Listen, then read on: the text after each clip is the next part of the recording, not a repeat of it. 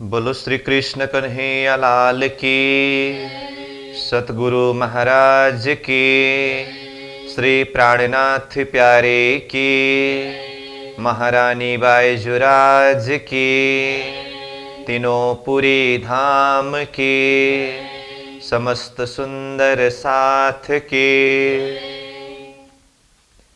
पूरन ब्रह्म श्री कृष्ण जय सच्चिदानंद। पूरन ब्रह्म श्री कृष्ण जय सच्चिदानंद। परम धाम की भूमि का आनंद है आनंद।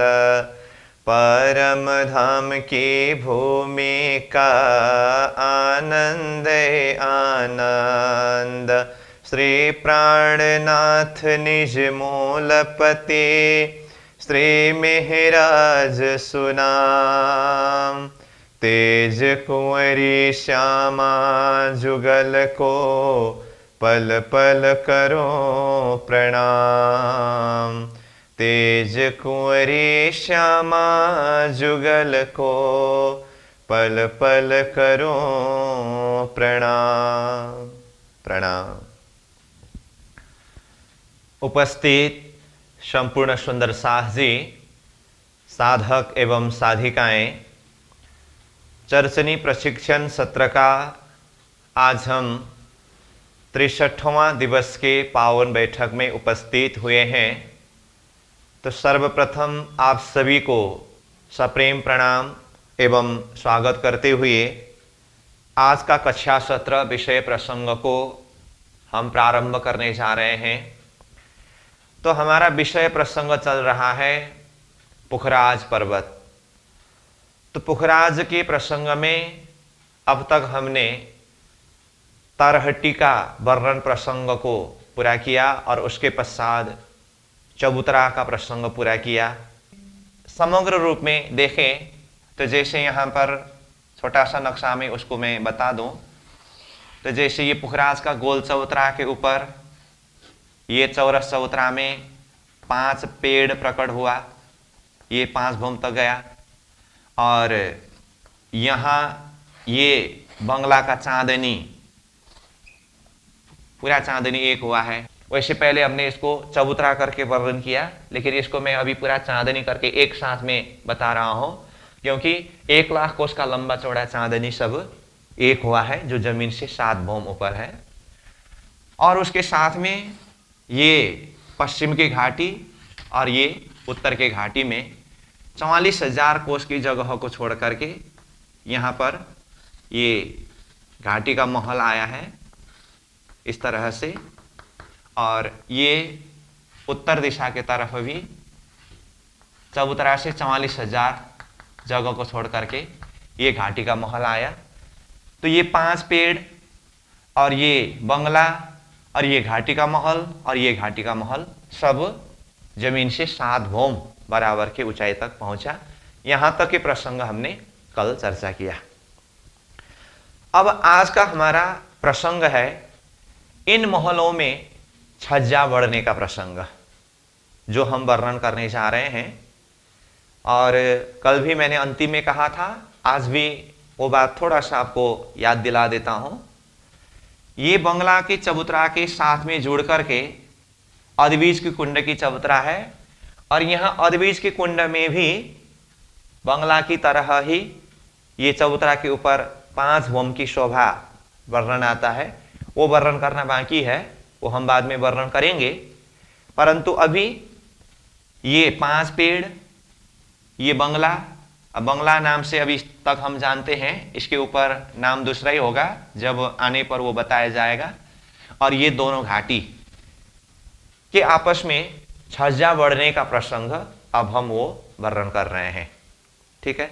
अब छज्जा बढ़ना मतलब जैसे कि मान लीजिए ये महल अपने हिसाब से गए हैं, ये महल अपने हिसाब से गए हैं, दोनों के बीच में अंतर है।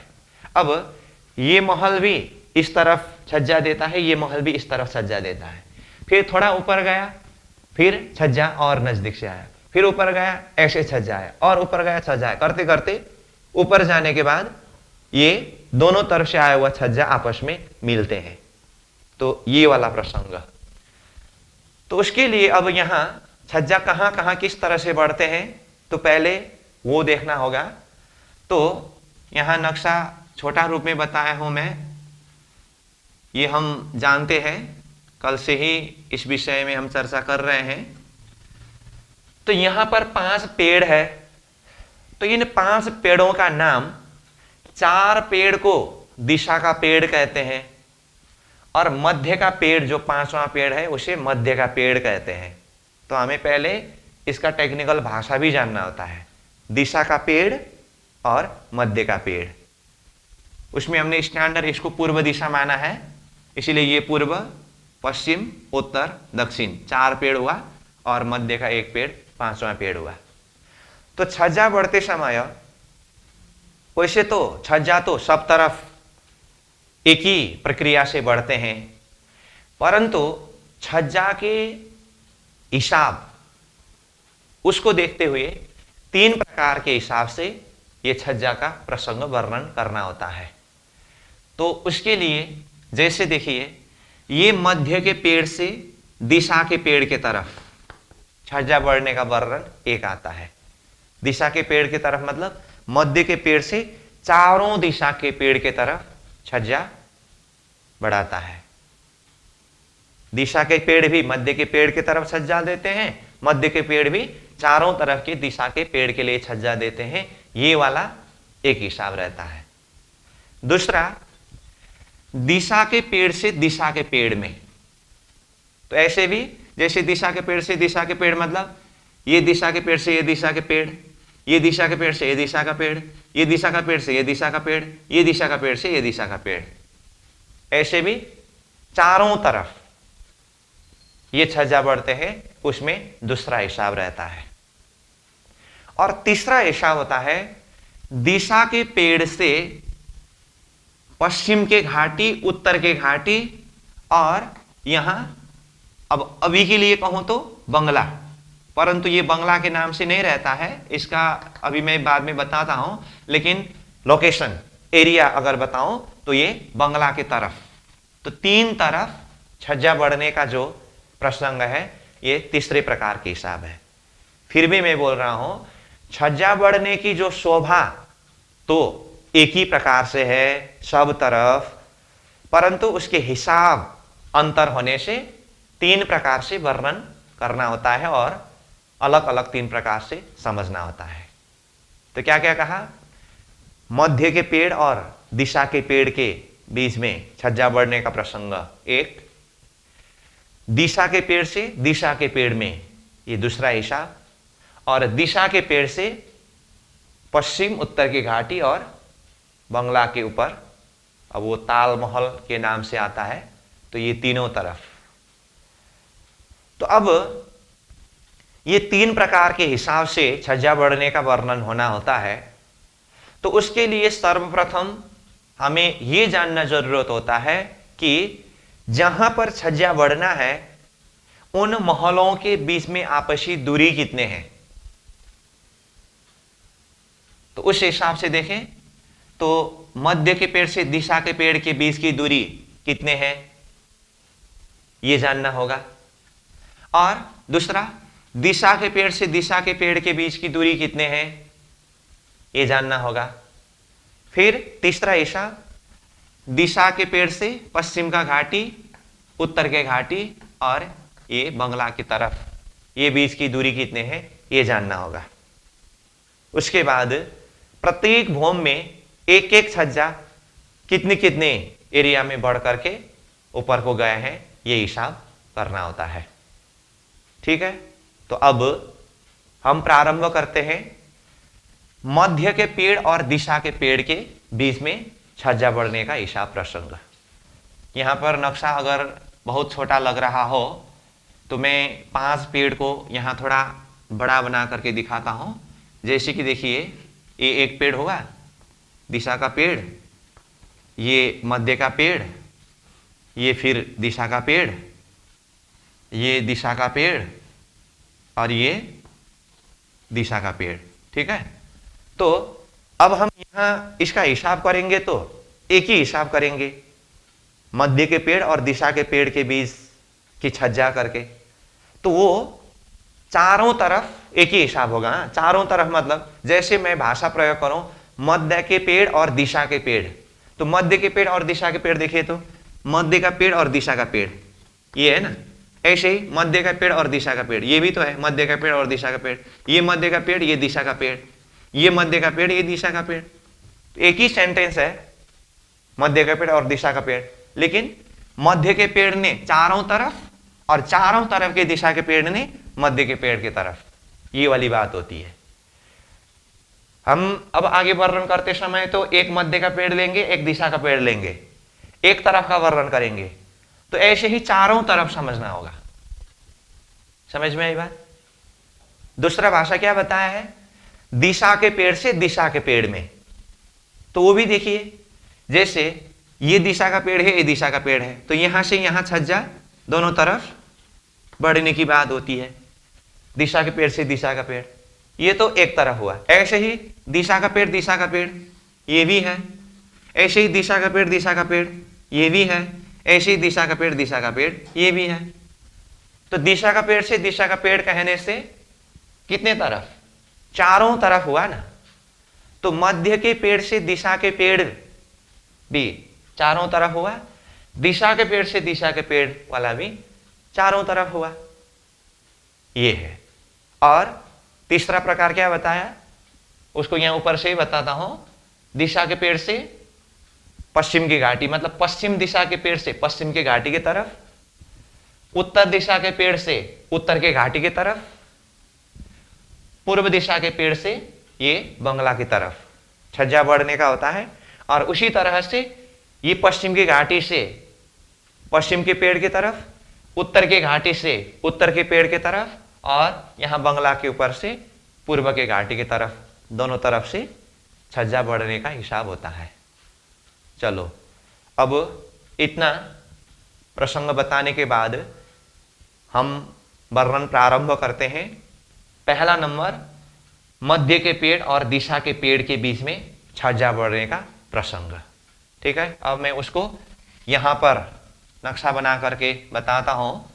जैसे देखिए, ये है एक दिशा का पेड़ और ये है मध्य का पेड़।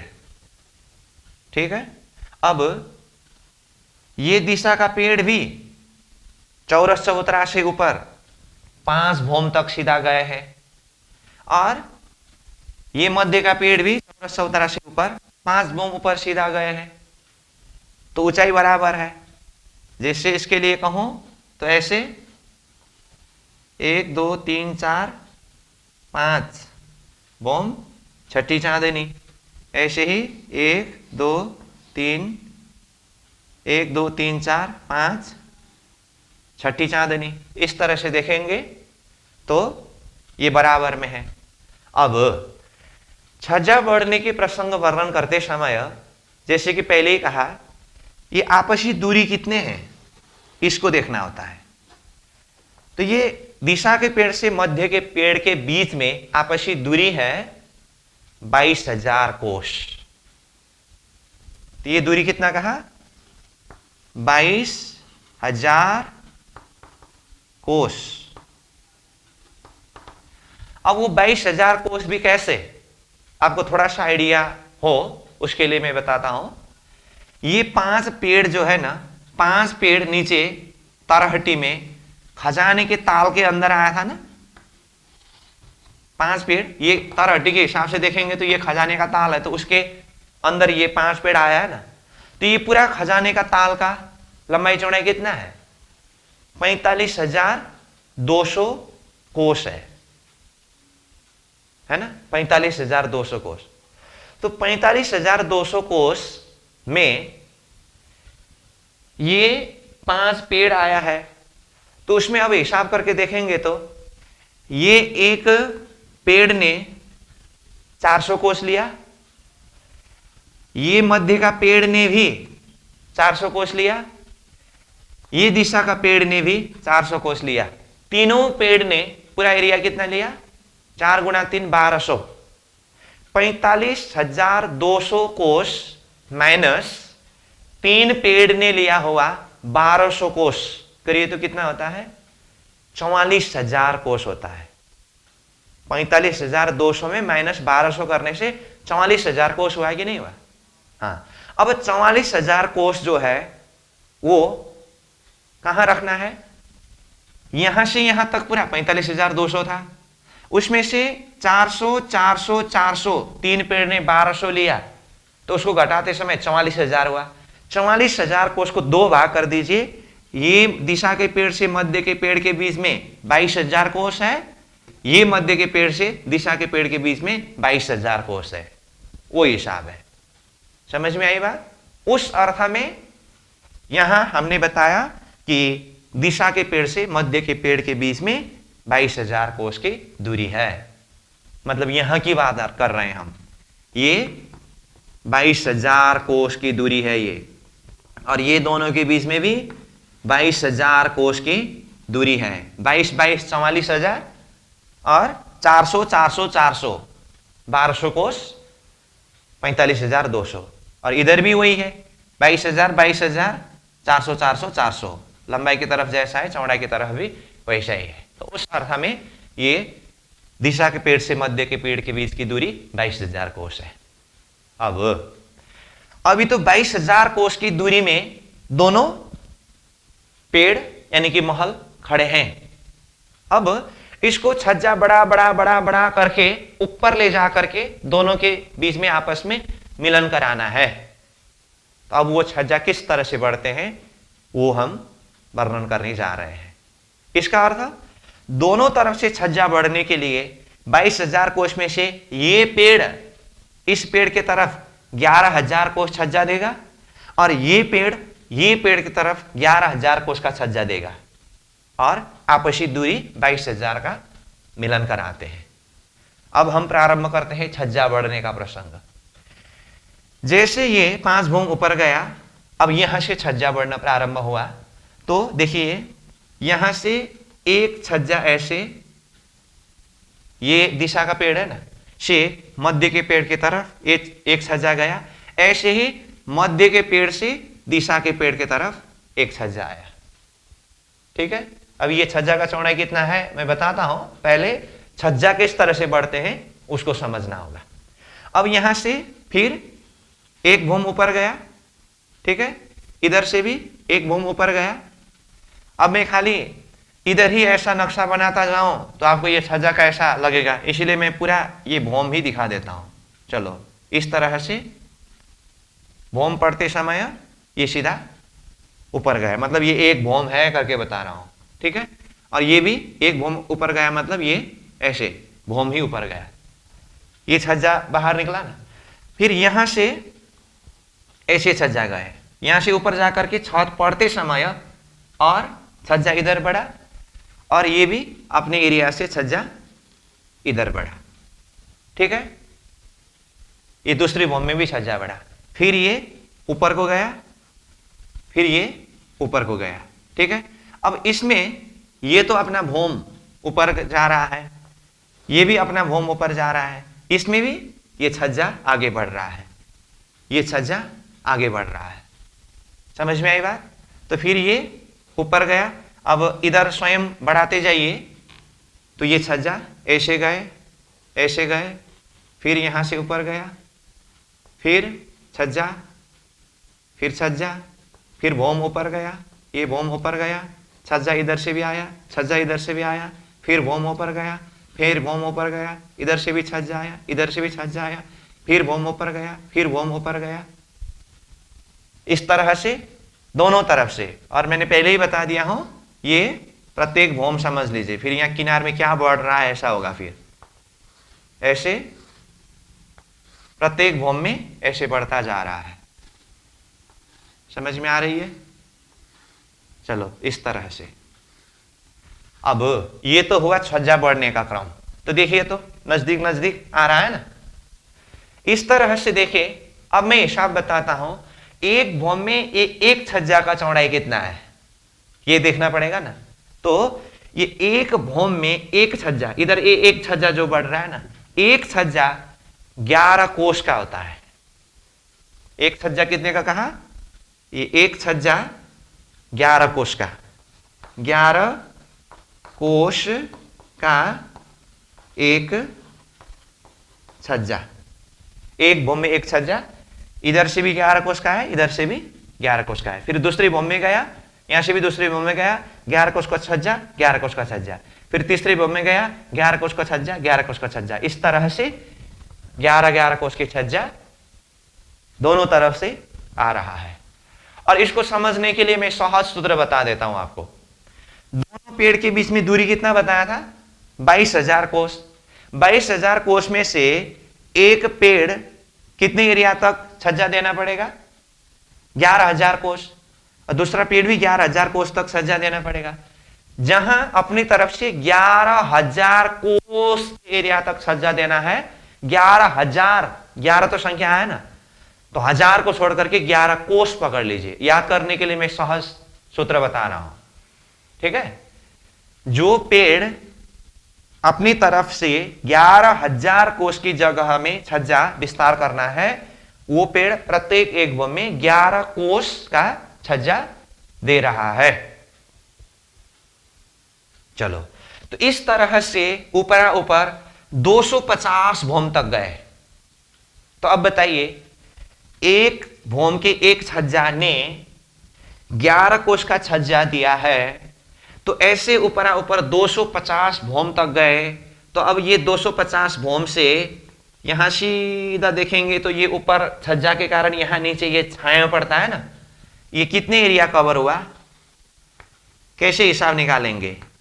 एक भौम में 11 कोष, ऐसे ऊपर ऊपर 250 भौम, इसीलिए इसका हिसाब निकालना होता है 11 कोष गुना 250 भौम इज इक्वल टू 2750 कोष होता है। समझ में आई बात? एक भौम में 11 कोष, ऐसे ऊपर ऊपर 250 भौम, गुना करते समय 2750 कोष का एरिया। ये तो ऐसे गया है, इसको सीधा ला करके ये छाया पड़ने की जगह देखेंगे तो 2750 कोष की जगह में ये एक तरफ से छाया पड़ा। दूसरी तरफ से भी वही है, एक भौम के एक छज्जा 11 कोष का है, गुना कितने भौम ऊपर गए? 250 भौम ऊपर गए।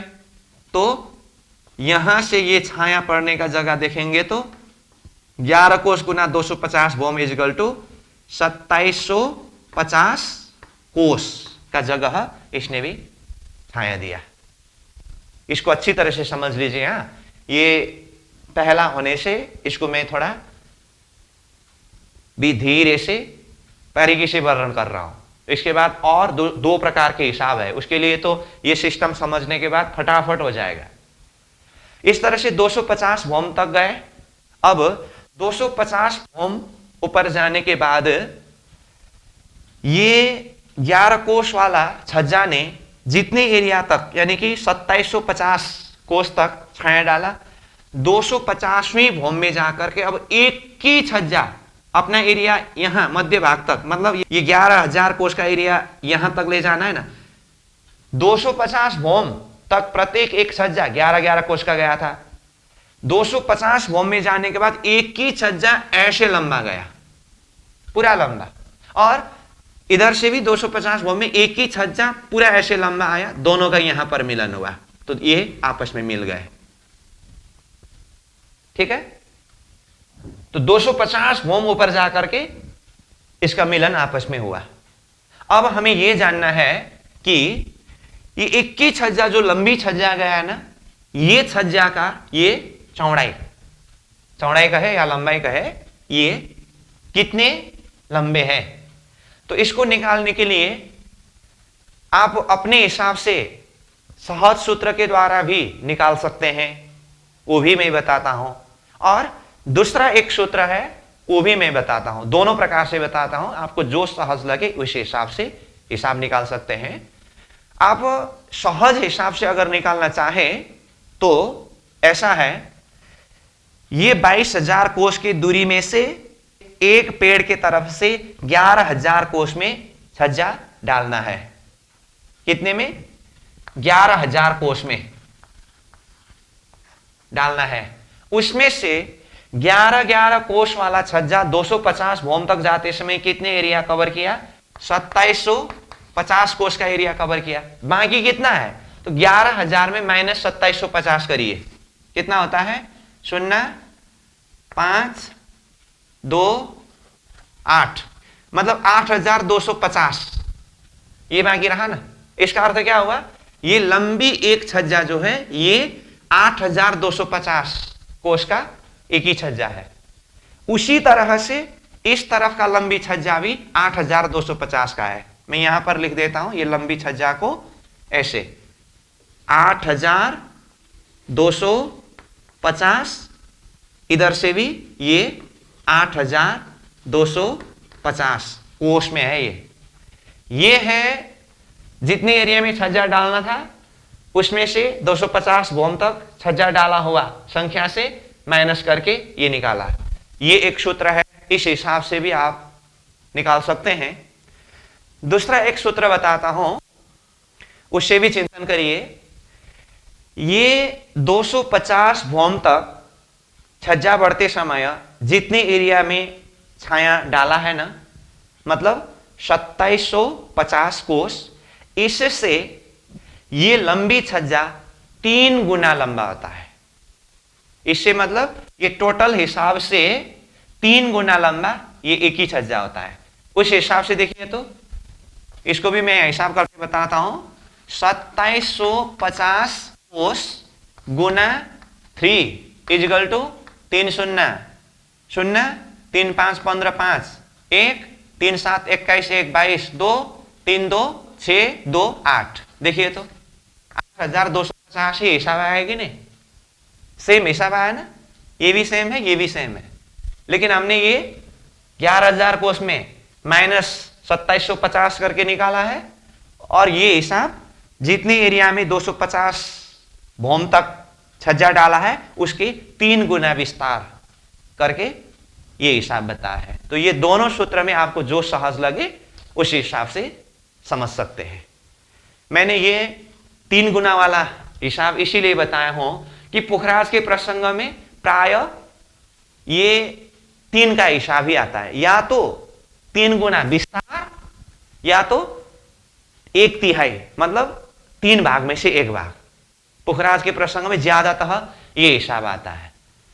ठीक है, तो उसके लिए ये सूत्र भी बता के रखा हूं, आपको दोनों में से जो सही लगे उस हिसाब से लीजिए। तो कुल मिलाकर के बात ये हुई, दिशा के पेड़ से मध्य के पेड़ में छज्जा बढ़ते समय आपसी दूरी 22,000 कोष का है। एक पेड़ के तरफ से 11,000 कोष, दूसरे पेड़ के तरफ से 11,000 कोष में छाया डालना है। उसमें से अब एक छज्जा एक तरफ से एक भौम में 11 कोष का छज्जा हुआ। 250 भौम ऊपर तक जाते समय 2750 कोष तक के एरिया में ये छाया डाला। दूसरे तरफ से भी ऐसा ही हुआ, और 250 भौम ऊपर जाने के बाद एक लंबी छज्जा इस तरफ से, एक लंबी छज्जा इस तरफ से, दोनों तरफ से आकर के छज्जा का मिलन हुआ। वो छज्जा इससे 3 गुना विस्तार, यानी कि 2750 का 3 गुना विस्तार, 8,250 कोष का छज्जा इधर से भी आकर के 250 भौम ऊपर आपस का मिलन हुआ। अब यहां से देखते समय ये दिशा का पेड़ और मध्य का पेड़ के बीच में 22,000 कोष का फासला था ना। 250 भौम ऊपर जाते समय अब देखिए यहां महल का ये भौम है, तो यहां से ऊपर पूरा कहीं भी इस तरह से जा सकते हैं। तो ये हुआ मध्य के पेड़ से दिशा के पेड़ अथवा दिशा के पेड़ से मध्य के पेड़ के बीच के छज्जा की बात। अब ये एक सूत्रवत रूप में समझने के बाद ऐसे ही और 2 हिसाब करना बाकी है। ये हुआ एक प्रक्रिया। ठीक है, ये क्या है? दिशा का पेड़ और मध्य के पेड़, दिशा का पेड़ और मध्य के पेड़ के बीच की दूरी, ये हुआ। अब दूसरा हिसाब करेंगे हम। दूसरा पहले ही बताया, दिशा के पेड़ से दिशा के पेड़ के तरफ। ये बताते हुए फिर ध्यान दीजिए, हाँ ये तो एक तरफ की बात कर रहा हूं, ऐसे ही चारों तरफ। हाँ ये मध्य का पेड़ हो तो ये दिशा की तरफ एक तरफ है ना, ऐसे ही इधर भी दिशा का पेड़ है, इधर भी दिशा का पेड़ है, उधर भी दिशा का पेड़ है। तो चारों दिशा का पेड़ मध्य के पेड़ के तरफ, और ये मध्य का पेड़ चारों दिशा के तरफ, जिसके लिए यहां पर बताया हूं और यहां एक नमूना रूप बनाया हूं। ठीक, अब दूसरा हिसाब हम करते हैं दिशा के पेड़ से दिशा के पेड़ में। ऐसे भी चारों में है, उसमें से दो पेड़ को यहां खड़ा करके इसका हिसाब करते हैं। तब आइए, ये एक दिशा का पेड़ है और ये एक दिशा का पेड़ है। अब यहां पर धीरे से इसका प्रक्रिया वर्णन किया हो, इसलिए अब दूसरे के लिए ज्यादा समय नहीं लगेगा, मैं फटाफट बता देता हूं। ये दिशा का पेड़ भी 5 भूम तक गया, जैसे 1 भूम, 2, 3, 4, 5 भूम, छठी चांदनी। और इधर से भी 1 भूम, 2, 3, 4, 5 भूम, छठी चांदनी। ये दिशा का पेड़, ये भी दिशा का पेड़ है। इसमें भी अब पहले हमें जानना यह जरूरत है कि आपस की दूरी कितने हैं। तो इसके जो आपसी दूरी है ये 33,000 कोस के दूरी में दोनों महल खड़ा है। ठीक है, यहां कितना था आपसी दूरी? 22,000 कोस में था। यहां पर आपसी दूरी हुआ 33,000 कोस। इसका अर्थ, अब एक दिशा का पेड़ 16,500 कोस, दूसरा दिशा का पेड़ 16,500 कोस छज्जा दे तो दोनों तरफ से आपस का दूरी पूरा करेगा। ठीक है, अब यहां की तरह यहां पर भी हम छज्जा बढ़ाना शुरू करते हैं। 1 भूम में 1 छज्जा, इधर से भी 1 भूम में 1 छज्जा, फिर ऊपर गया दूसरी छज्जा, फिर ऊपर गया दूसरी भूम में छज्जा, फिर 3 भूम में गया तीसरी छज्जा, फिर 3 भूम में गया तीसरी छज्जा। अब इसके ऊपर महल बनाते जाना पड़ेगा। फिर छज्जा मतलब ऐसा ये सीढ़ी की तरह नहीं, यहां ऊपर महल बनता जाएगा, जिसके लिए यहां पर थोड़ा सा नमूना बनाया हूं। तो फिर चौथी भूम, चौथी छज्जा, इधर से भी चौथी भूम, चौथी छज्जा, 5वीं भूम, 5वीं छज्जा, 5वीं भूम, 5वीं छज्जा, छठी भूम, छठी छज्जा, छठी भूम, छठी छज्जा। इस तरह से करते करते ये भी 250 भूम तक गए। अब इसमें भी हमें जानना होगा 1 भूम में 1 छज्जा कितने कोस का है। तो इसके लिए भी वही वाली बात है, आप बिल्कुल सहजता के साथ में समझ सकते हैं। उससे पहले ही मैं एक छज्जा का चौड़ाई बता देता हूं, उसके बाद फिर यह समझने का सूत्र बता देता हूं।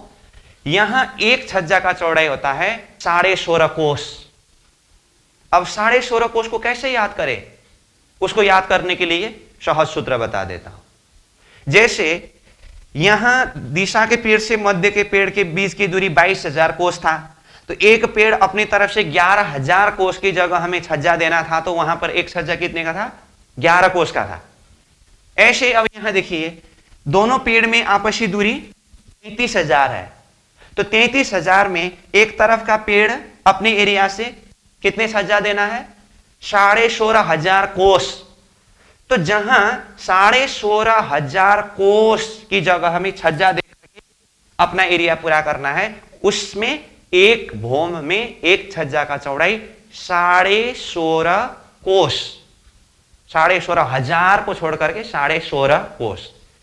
इसमें भी 11,000 में 11 कोस का था, 16,500 में ये 16.5 कोस। इसीलिए यहां 1 छज्जा बराबर 16.5 कोस ये है। ठीक है, अब इस तरह से 16.5 कोष का छज्जा, 16.5 कोष का छज्जा, 16.5 कोष का छज्जा करते करते कितने भौम तक गए? ये 250 भौम तक गए।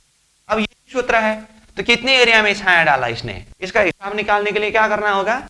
एक भौम में 16.5 कोष का छज्जा गुना 250 भौम इज इक्वल टू 4125 कोष का जगह ये 250 भौम से ये छाया डालता है। ठीक उसी तरह इधर भी देखिए, एक भौम का एक छज्जा 16.5 कोष का है गुना ऐसे 250 भौम गया इज इक्वल टू इधर भी 4125 कोष के एरिया में इसने छाया डाला। यहां तक क्लियर? अब उसके बाद ये 250 भौम ऊपर जाकर के एक ही छज्जा, लंबी छज्जा इधर से भी आया और इधर से भी एक ही लंबी छज्जा इधर से भी आया और आपस का यहां पर मिलन हुआ। अब ये एक लंबी छज्जा कितनी लंबाई के है?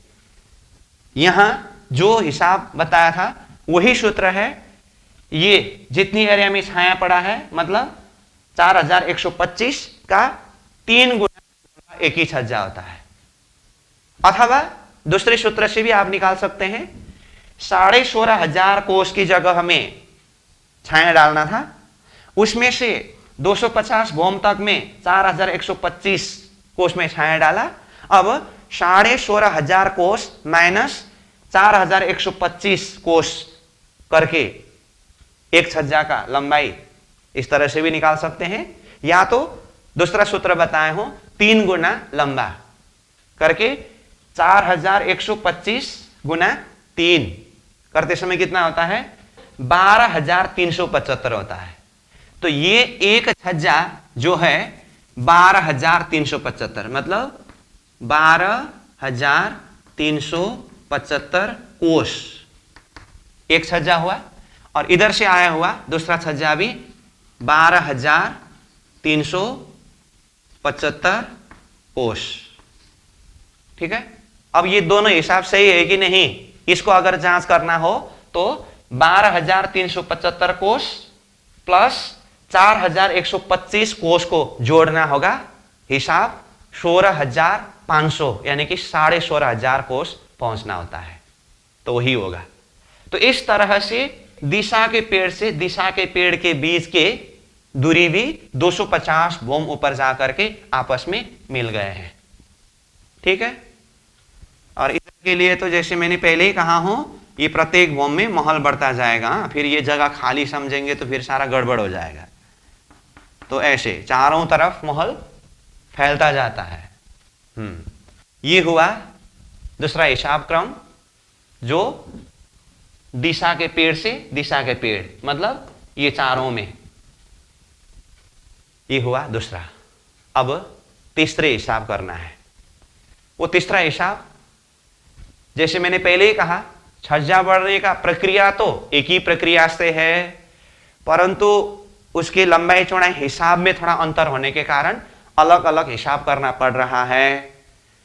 तो अब तक हमने 2 प्रकार का हिसाब किया, दिशा के पेड़ और मध्य के पेड़ के बीच की दूरी 1 नंबर में, और दिशा के पेड़ से दिशा के पेड़ के बीच की दूरी ये 2 नंबर में किया।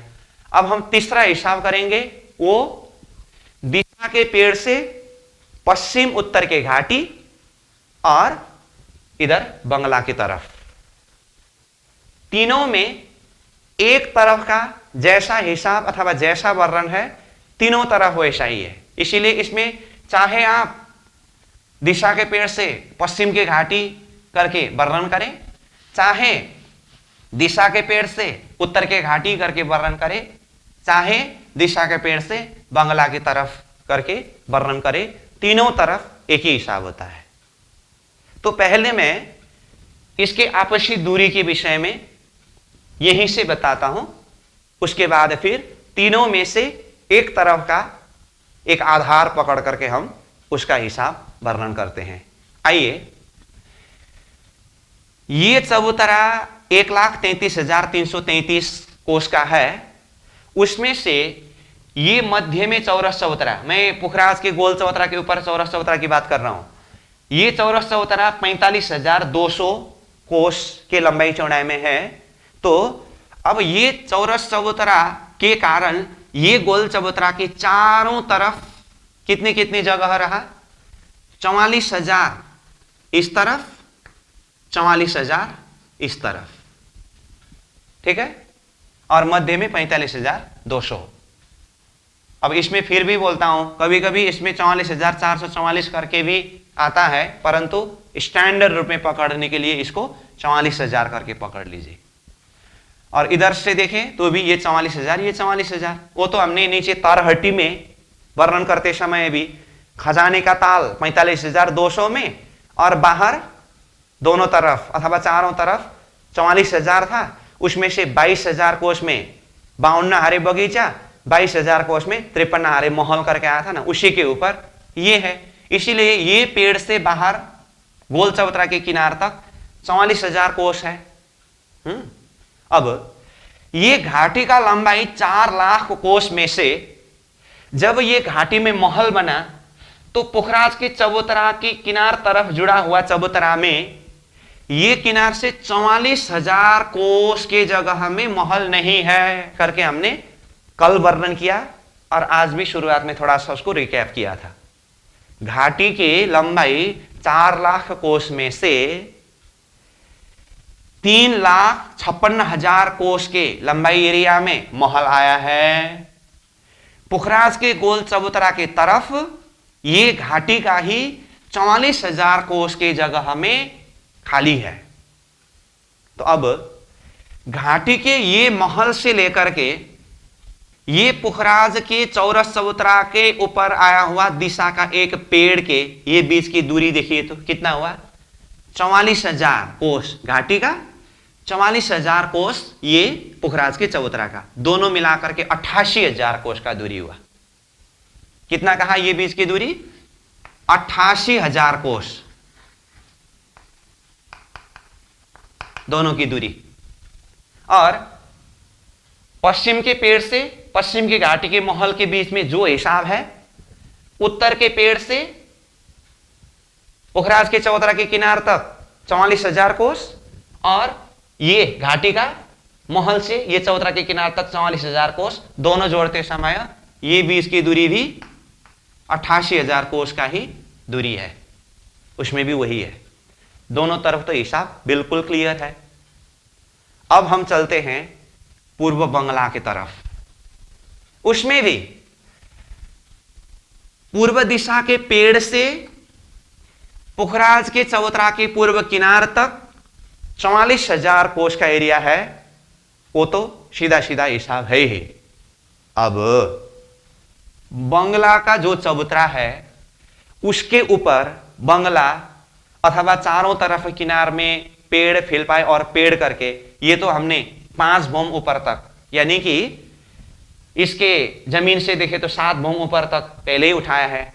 ये तो 5 भौम ऊपर की छठी चांदनी है और वो चांदनी की किनार तो बिल्कुल यहां तक ही आया है, 1 लाख कोष का लंबाई चौड़ाई में, ठीक है।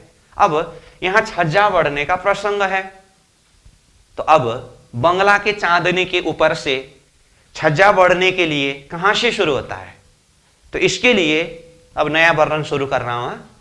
बंगला को 5 भौम उठा करके 5 भौम छठी चांदनी तक तो बिल्कुल सबका चांदनी एक बनाया है। अब ये 1 लाख कोष का लंबा चौड़ा बंगला की छठी चांदनी के ऊपर मध्य भाग में 12,000 कोष का लंबा चौड़ा एक जल का कुंड बना है। क्या कहा ये, जल का कुंड। जल का कुंड कहते ही यहां चारों तरफ इसमें दीवार होता है और अंदर जल का कुंड होता है। और इसका लंबाई चौड़ा कितना कहा, 12,000 कोष। बंगला के छठी चांदनी के ऊपर। अब 1 लाख कोष का लंबा चौड़ा चांदनी के मध्य भाग में 12,000 कोष में एक कुंड बना, तो कुंड के बाहर दोनों तरफ कितनी कितनी जगह है? दोनों तरफ मतलब इधर दोनों तरफ या इधर दोनों तरफ कितनी कितनी जगह है, उसको कैसे निकालेंगे?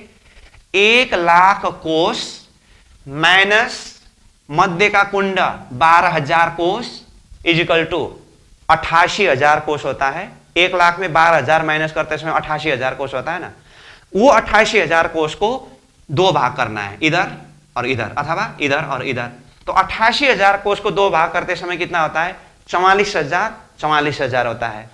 इसीलिए मध्य में 12,000 कोष का लंबा चौड़ा कुंड, उसके बाहर चाहे इस तरफ हो चाहे इस तरफ हो अथवा चाहे इस तरफ हो चाहे इस तरफ हो, यानी कि एक ही सेंटेंस में कहूं तो चारों तरफ 44,000 कोष का जगह है।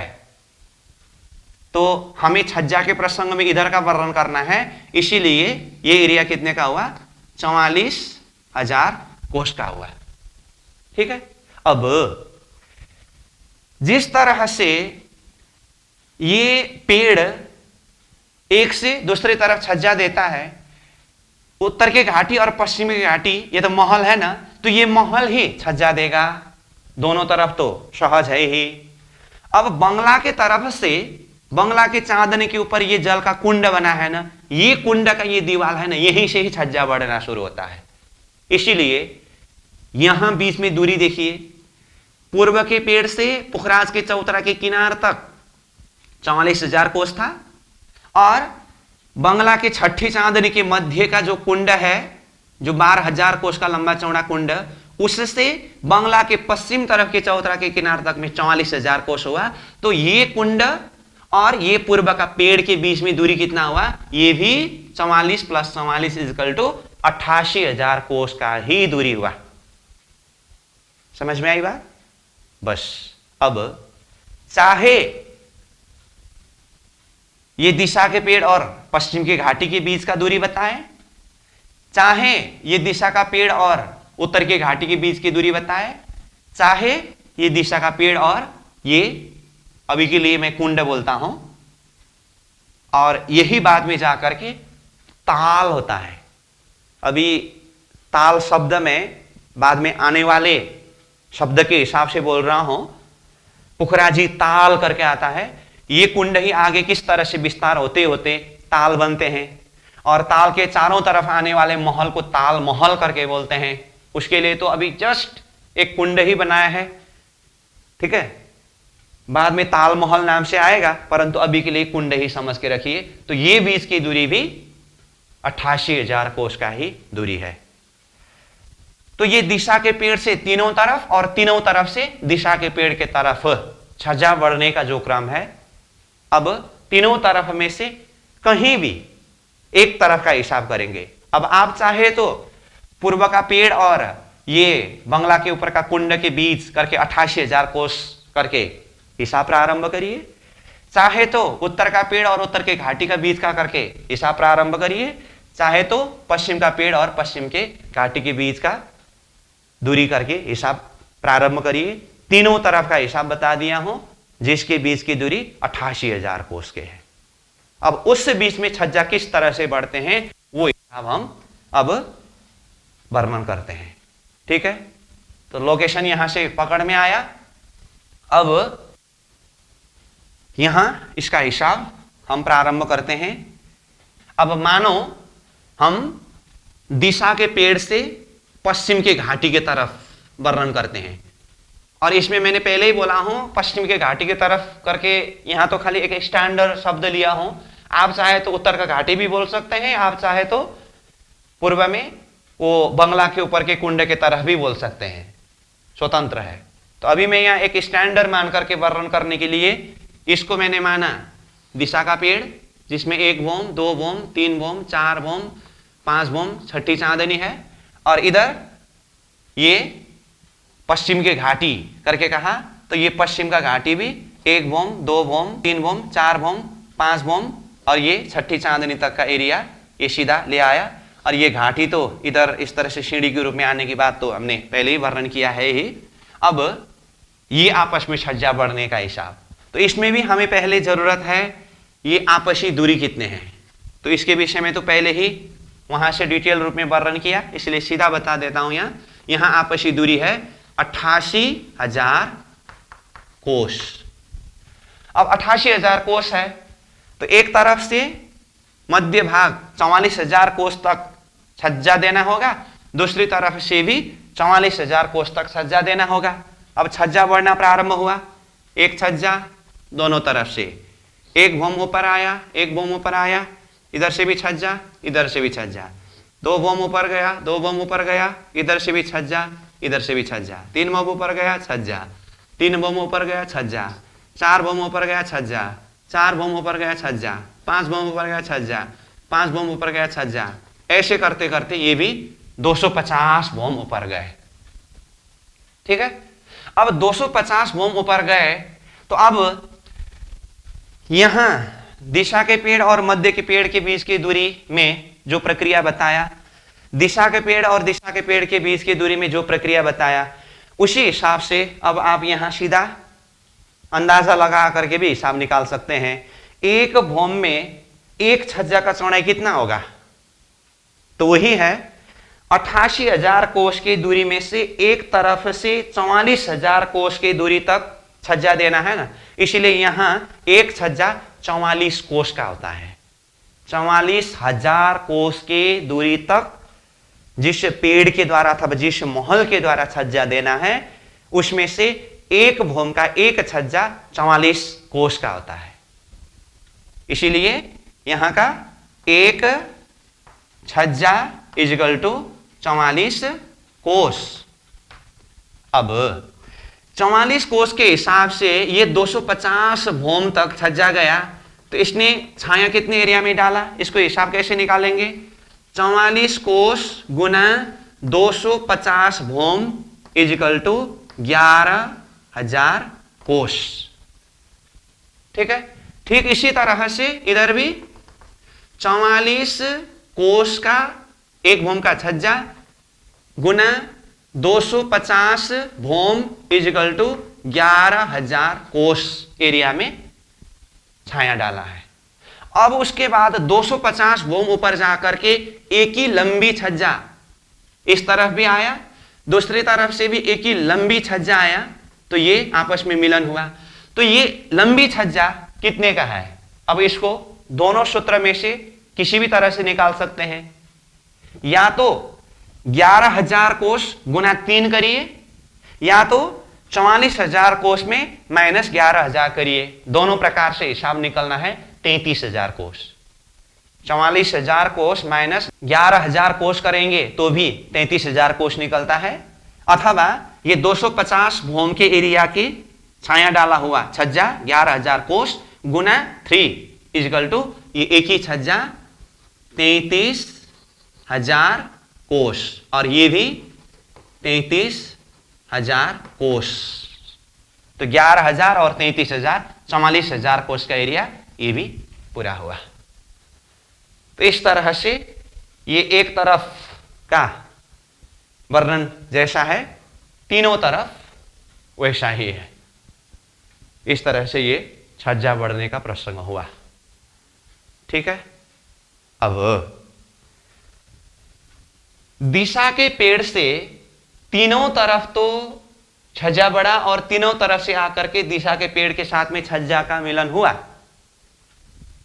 दक्षिण दिशा की तरफ भी एक पेड़ है, तो उसका क्या हुआ, तो इसको भी संशय नहीं रखना चाहता हूं मैं, इसलिए इस विषय में बता ही देता हूं। तीनों तरफ के पेड़ से जिस तरह से तीनों तरफ छज्जा गया है, ये दक्षिण दिशा के तरफ के पेड़ से भी अपनी तरफ से छज्जा उसी तरह बाहर यानी कि दक्षिण की तरफ आया है। मतलब प्रत्येक एक भूम में 44 कोस 44 कोस 44 कोस करके ये छज्जा 250 भूम तक आया है। उसके पश्चात अपनी तरफ से 33,000 कोस का लंबा छज्जा ये दक्षिण के पेड़ ने भी बाहर की तरफ दिया है। लेकिन ये दक्षिण की तरफ के पेड़ के साथ में मिलने के लिए पश्चिम, उत्तर और पूर्व की तरफ से जैसे दूसरी तरफ से भी छज्जा ही आकर के इनके साथ में मिलन नहीं हुआ। तो ये दक्षिण की तरफ की छज्जा जाकर के कहां पर मिलते हैं? तो ये छज्जा, ये पुखराज के गोल चबूतरा से बाहर जो वृक्ष है, चारों तरफ से वृक्ष ने घेरा करके, तो वो पुखराज को शुरू करने से पहले ही हमने वर्णन किया है ना, वो वृक्ष है, वो छज्जा जाकर के सीधा वृक्ष के साथ में मिलते हैं। तो ये भी बता दिया हूं, ठीक है। अब इस तरह से 3 हिसाब में छज्जा बढ़ने का प्रसंग हुआ, और जिस हिसाब से भी बढ़े, पकड़ना सार चीज ये है, 250 भौम ऊपर जाते समय सब एक आपस में मिल गए हैं। सब मतलब क्या क्या? पश्चिम की घाटी की महल, उत्तर की घाटी की महल, 5 पेड़ का महल, और ये 250 भौम ऊपर जाते समय तो ये तो ताल बन चुका होता है, और उसके चारों तरफ जो महल आते हैं उसको ताल महल कहते हैं। इसमें विस्तृत वर्णन बाद में हम खड़ा नक्शा के द्वारा अन्य भी प्रसंग वर्णन करते करते हम समझेंगे, ठीक है। तो ये सब का मिलन हुआ। सब मतलब कितने? 1 2 3 4 5, 5 पेड़ अलग अलग था ना, एक आपस में किसी का मिलन नहीं हुआ था। ये 5, पश्चिम का घाटी, उत्तर का घाटी 6 7, और ये बंगला के ऊपर का ये ताल का महल, ये 8, 8 अलग अलग रूप में थे। परंतु 250 भौम ऊपर जाने के बाद, चाहे आप ये पश्चिम के घाटी से जाइए, 250 भौम ऊपर जाने के बाद पूरा घूम करके कहीं भी जा सकते हैं। उत्तर के घाटी की तरफ जा सकते हैं, 5 पेड़ में से कोई एक पेड़ में नीचे उतर के भी आ सकते हैं, ये ताल के तरफ भी जा सकते हैं।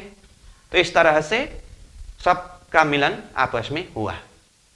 अब सब महल आपस में मिलने के बाद यहां से भी महल ऊपरा ऊपर गए हैं, और ऊपरा ऊपर जाकर के महल यहां से भी 750 भौम ऊपर तक गए हैं। तो 250 भौम तक सारे महल अलग अलग रूप में थे। 250 भौम में सबका मिलन हुआ, और यहां मिलने के बाद इससे भी ऊपर 750 भौम तक गए। तो टोटल कितनी ऊंचाई हुआ? 250 प्लस 750 इज इक्वल टू 1000। 1000 भौम ऊपर गए ये महल। तो अब 1000 भौम ऊपर पुखराज की चांदनी होते हैं, ठीक है। अब 1000 भौम ऊपर तो उठाया, इसका नक्शा भी हम देखेंगे अभी शब्द के द्वारा। ये जो भी बताए हो इस हिसाब से दिमाग में बिठाते जाइए। ये छज्जा बढ़ने के प्रसंग में ये छज्जा ही मेहराब के रूप में शोभायमान हुआ, इसीलिए यहां पर मेहराब के नाम से भी गिनती कराया है। तो इसमें 14 मेहराब की बात आती है। वो कैसे? अब देखिए, जैसे मध्य के पेड़ से दिशा के पेड़ में आपस में छज्जा बढ़ा, तो ये देखने से एक मेहराब की जैसी शोभा दिखाई दिया कि नहीं? मेहराब की जैसी शोभा दिखाई दिया ना, ये है एक मेहराब।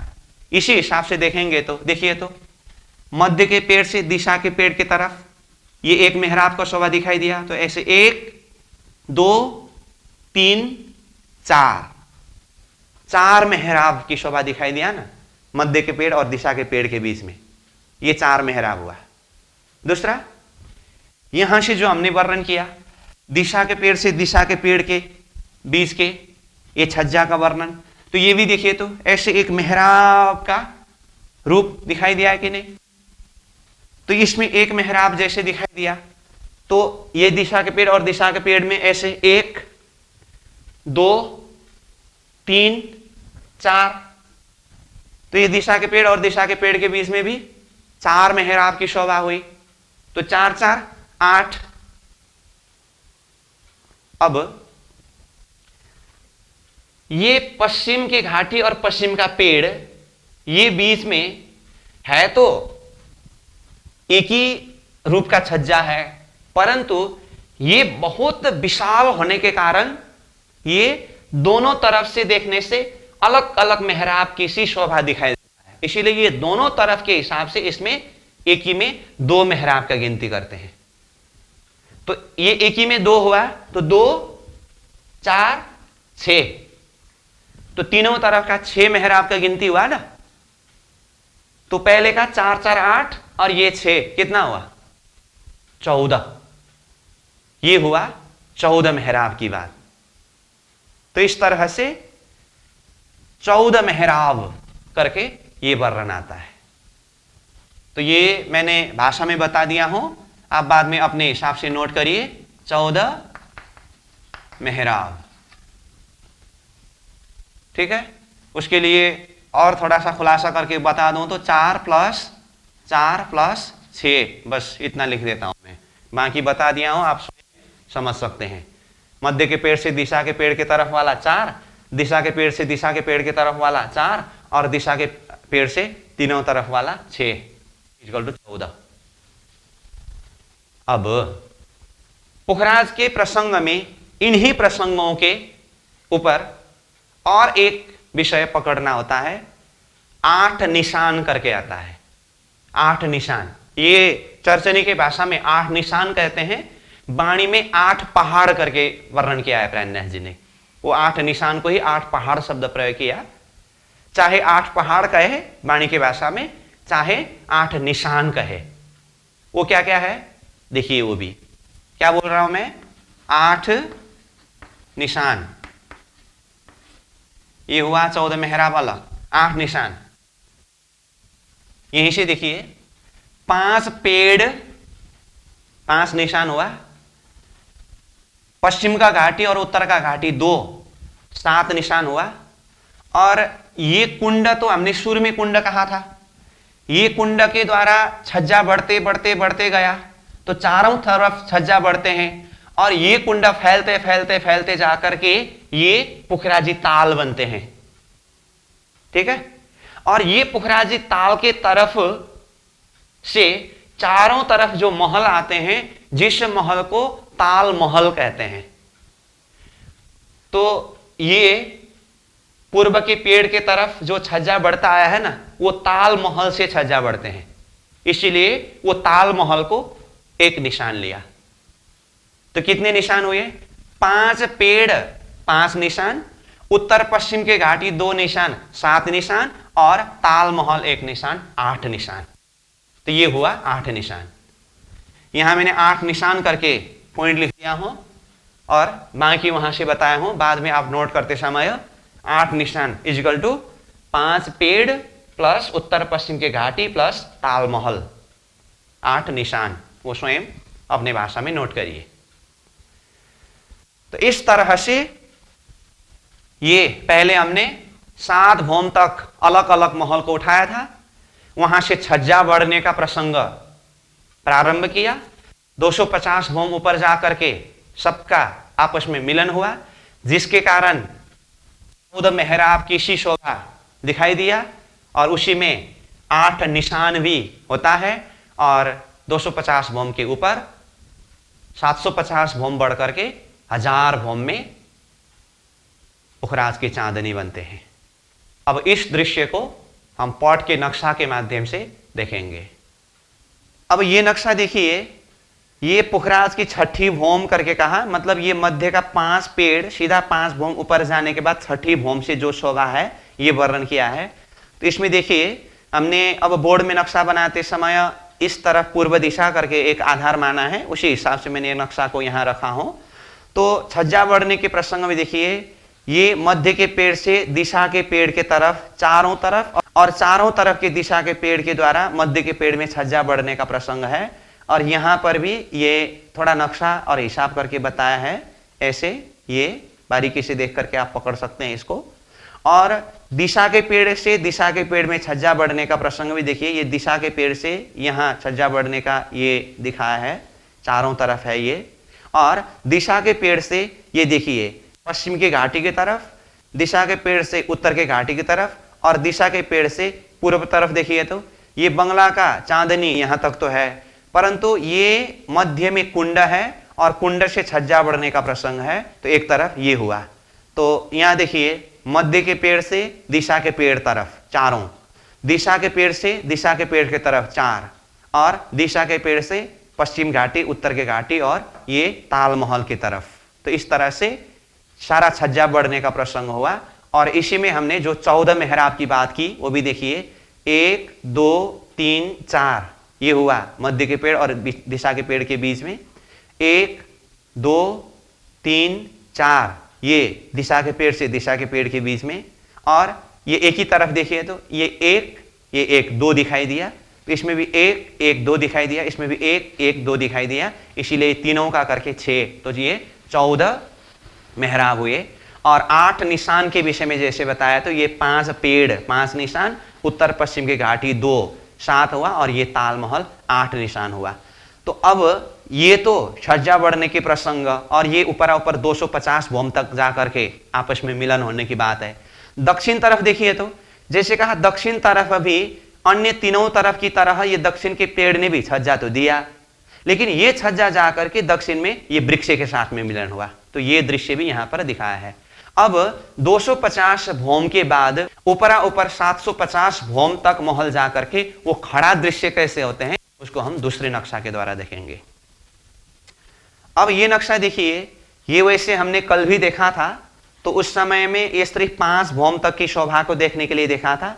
आज जो वर्णन किया देखिए, ये पांचों पेड़ के बीच में छज्जा बढ़ करके देखिए 250 भौम तक अलग अलग जाकर के 250 भौम में ये पांचों पेड़ का आपस में मिलन हुआ। ऐसे ही पेड़ से ये पश्चिम की घाटी तरफ देखिए तो छज्जा बढ़ते बढ़ते बढ़ते 250 तक, छज्जा बढ़ते बढ़ते 250 तक और बड़ी छज्जा जाकर के आपस में मिलन हुआ। और ये बंगला के तरफ भी देखिए तो यहां ध्यान से देखिएगा। अब इससे आपको तालमहल भी समझना है और ताल भी समझना है।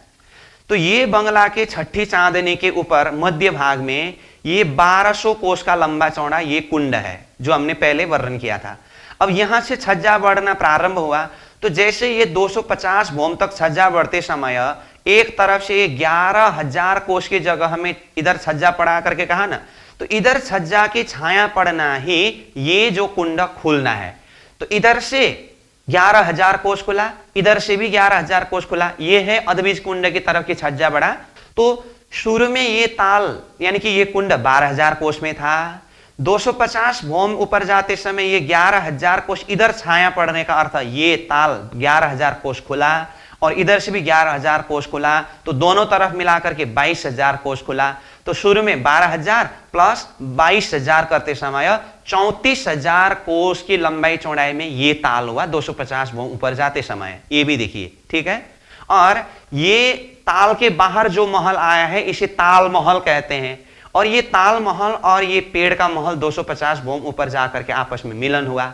उसके बाद अब सब महल देखिए, घाटी के तरफ के महल, 5 पेड़ का महल और ताल महल सब मिलकर के यहां से ऊपर 750 भौम तक गए हैं। और 750 भौम के ऊपर यानी कि नीचे से देखेंगे तो 1000 भौम के ऊपर ये पुखराज की चांदनी है, ठीक है। अब 1000 भौम ऊपर जाते समय सीढ़ी तो जाकर के यहां पर पूरा हुआ, बाकी ये पुखराज की चांदनी है। और इसके साथ में ये ताल के विषय में भी थोड़ा सा देख ही लीजिए, यहीं से पकड़ना होगा। जैसे कि कहा शुरू में ये 12,000 कोस में था, तो ये दो तरफ यहां दिखाया है ना, ये तो अर्ध नक्शा है, ये चारों तरफ से ऐसे महल बनते जाते हैं। 250 भौम ऊपर तक में ये ताल खुल करके 34,000 कोस की लंबाई चौड़ाई में हुआ। उसके बाद ये भी ऊपर ये महलों के साथ में बढ़ते बढ़ते ये ताल भी ऊपर को गया है। और ये ताल 1000 भौम में से 20 भौम कम तक में रह गया, मतलब ये ताल का ऊंचाई 980 भौम का है। ये पुखराजी ताल है और ताल के चारों तरफ जो महल आए हैं इसे ताल महल कहते हैं। ये भी 980 भौम तक गया। और ये पुखराज की तरफ का महल तो 1000 भौम तक गया है और ताल महल के ऊपर भी ये 1000 भौम तक तो गया है, परंतु ये 980 भौम से ऊपर फिर ये दूसरे ही नाम से जाता है। इसका डिटेल वर्णन तो हम बाद में करेंगे, परंतु अभी के लिए सिर्फ इतना समझ के रखिए, बंगला के छठी चांदनी के ऊपर ये ताल है और ताल के चारों तरफ आया हुआ ताल महल है। इसको भी अभी के लिए 1000 भौम ऊपर तक गए हैं करके इतना समझ के रखिए। बीच में ये 20 भौम का थोड़ा अलग ही वर्णन आता है, वो बाद में वर्णन करेंगे। तो समग्र में इसके द्वारा हमें समझना होगा 250 भौम तक अलग अलग महल, उसके बाद सब मिलन होकर के 750 भौम तक गए तो 1000 भौम में पुखराज की चांदनी है। यहां से भी ये दृश्य को अच्छी तरह से समझ सकते हैं। इसी शोभा को और एक नक्शा के माध्यम से हम देखेंगे। अब ये नक्शा देखिए, पुखराज पर्वत का खड़ा दृश्य करके कहा, तो इसमें देखिए तो ये पुखराज का चबूतरा, ये बंगला का चबूतरा, बंगला 5 भौम तक गए, और ये 5 पेड़ 5 भौम तक गए, और ये घाटी का महल 5 भौम तक गए, जो हमने कल वर्णन किया था। अब आज जो छज्जा बढ़ने का प्रसंग वर्णन किया ना, ये 5 पेड़ के बीच के छज्जा, और ये घाटी के साथ में छज्जा, और ये बंगला के ऊपर देखिए तो ये बंगला के चांदनी है, उसके मध्य भाग में 12,000 कोष में कुंड बन करके ये छज्जा बढ़ने लगे। तो 250 भौम ऊपर जा करके सबका आपस में मिलन हुआ। उसके बाद ऊपर 750 भौम तक गए, 1000 भौम ऊपर ये पुखराज की चांदनी है। तो ये घाटी तो 1000 भौम ऊपर जाते समय 1000 हांस भी पूरा हुआ, तो सीधा चांदनी में प्रवेश होते हैं। अब ये अलग ही शोभा दिखाया है, इसका बाद में वर्णन करेंगे, अभी खाली 1000 भौम तक देखिए। और साथ में ये बंगला के चांदनी के ऊपर ये ताल 980 भौम तक, और इसके साथ में जो ताल महल है ये शोभा भी देखना है। और यहाँ ये अद्भिज कुंड की तरफ की महल की शोभा वर्णन करना बाकी है, ये हम बाद में वर्णन करेंगे। तो समग्र में आज ये छज्जा बढ़ने के प्रसंग सहित 1000 भौम ऊपर तक महल जाने का वर्णन हुआ। तो ये हम ये नक्शा के द्वारा अच्छी तरह से समझ सकते हैं। तो इस तरह से पॉट के नक्शा के माध्यम से भी इस शोभा को हमने देखा। तो आज समग्र में 7 भौम ऊपर से छज्जा बढ़ने का प्रसंग, 250 भौम तक अलग अलग प्रकार से छज्जा बढ़ने की बात, और 250 भौम से ऊपर फिर 750 भौम तक ऊपर जाकर के 1000 भौम के ऊपर चांदनी होने की बातें हमने चर्चा किया। इसी प्रसंग में बंगला की 6ठी चांदनी के ऊपर ताल और उसके चारों तरफ की ताल महल की शोभा को भी देखा। आज हम यहीं पर विश्राम करेंगे। तो कल ये सारे प्रसंग वृत्ति के शब्द के माध्यम से अध्ययन करेंगे। आज के लिए यहीं विश्राम।